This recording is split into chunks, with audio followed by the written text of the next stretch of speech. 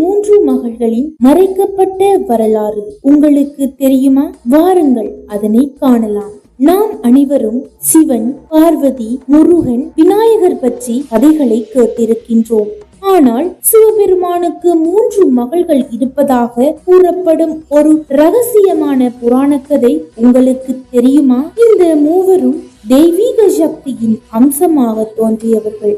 அவர்கள் அசோக சுந்தரி, பார்வதி தேவியின் ஆசீர்வாதத்தால் பிறந்தவள். அசோக சுந்தரி என்றால் துக்கமின்மை என்ற பொருள். அயோத்திய அரசனாகிய ஸ்ரீராமன் தன் வம்சத்தில் பிறந்த ஒரு மன்னனின் மனைவியாக இருந்தார் என்ற புராணக்கதை கூறுகின்றது.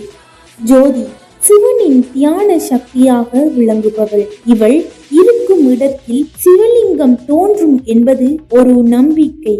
வாசுகி பூமியை காக்க வந்த சக்தி. சிவனின் கழுத்தில் இருக்கும் வாசுகி நாகம் மனிதர்களின் வாழ்வுக்கு ஆதாரமான சக்தியாக விளங்குகின்றார். இந்த மூவரும் உலக நன்மைக்காக தங்கள் சக்திகளை செலுத்தினர். ஆனால் இந்த கதை பலருக்கு தெரியாது.